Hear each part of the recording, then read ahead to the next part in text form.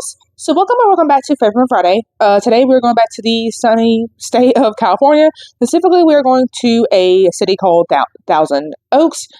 This case was pretty much trending for a good minute, and our killer has pretty much already been sentenced. And once you see how small of a sentence we got, and considering how gruesome the murder was, you definitely see why I covered it. And so with that being said, if you knew the victim or killer, how the victim's family is doing, definitely let me know. And so with that being said, I'm just going to quit my rambling, give us public known. Credit to Nancy Grace, so I forgot about this case from again. So with that being said, quit my rambling, let's go get started. So Bryn, who's our woman in the situation, she was born on January 25th, 1991. And apparently she was born with a hearing impairment. So she wasn't completely deaf, but she had some hearing impairment. And then I guess this helped decide her career, because then she would to go get a doctorate in audiology from the Washington School of Medicine in St. Louis. And then in 2017, she would then move to Thousand Oaks, where our story takes place, Thousand Oaks, California, and then go work for UCLA Health. So she's pretty much on a good career so far. So in May of 2018, she winds up meeting Chad O'Melia at a dog park. And Chad apparently was born on September 27th, 1991. And then apparently, so he is apparently Irish, and he is the first in his family to be born over here in America. So he comes from an immigrant family. So apparently he worked as an accountant and had graduated from Chico State University.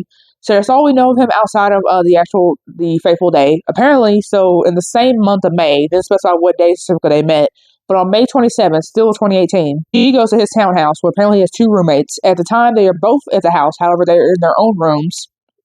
And she's over there hanging out with him. Apparently, they're smoking weed that he had. She apparently tries to get a hit off of like a bong and doesn't get a reaction like it's like a proper reaction that she was expecting to the first time. And so she then apparently tell him that, hey, I'm not feeling well. So then he goes to try to get some water. At some point, she winds up getting a knife and she winds up stabbing him more than 100 times. He understandably is calling out for a neighbor for help because, you're getting stabbed. And so then at some point, after she stabs him, she then stabs the dog that he had. And then police is called by somebody. I assume one of the roommates, because I saw one said the roommates, but that's conflicting on who actually called police. But somebody called police. Police show up, and then she stabs herself. She survives and is in the hospital for 4 days. So I assume after she gets out of the hospital, because obviously she survived, because had she died, we may or may not have been covering this case. I don't even know. I'm not even gonna lie to you. I'm really covering this case because of how brutal the murder is and the sentence combined. So had she died, I guess I really wouldn't. But anyway, so basically she gets charged with murder and it's put on $510,000 bond, which she paid. I don't know if she paid the 10% like you do in other states, or she paid the full amount, but she apparently paid bond and got out. Chad's mother, Michelle, was sadly apparently died in March of 2020, so right when COVID kicked off, but she died from apparently type 2 diabetes. So she never saw justice for her son's murder. And so I guess at some point, police actually asked people who knew Bryn to come forward, or they went to people who knew Bryn to come forward, whatever reason. And there are people saying, hey, yeah, there were times where she was high, and there were times that she was drunk, and it resulted in her to be late to work. Bryn, however, say, yes, I have been late to work, because who hasn't? However, one reason because I was hungover, and there was another reason because my hearing aids, because like I said, she's hard of hearing, have been stolen. So then here's the part. This is the part of the reason why I covered this case. Her murder charges get dropped to manslaughter, and she gets 2 years probation and 100 hours of community service for stabbing a man over 100 times.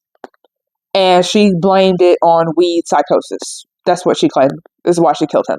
So yeah, now you see why I covered this case. So yeah, like I said, if you knew anybody involved in the case, whether it be the killer, the victim's family, how's the dad doing? Because he lost his son and his wife within a 2-year span. And the wife, Michelle, rest her soul, she never apparently got justice for her son.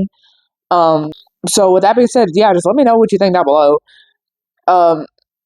Any other similar cases where somebody tried to blame weed to get out of a murder, and I guess they technically got away with it because she got probation, which is better than most people get. So with that being said, I cover favorite 6 times a week. Subscribe for more favorite females, and see you guys next one. Bye.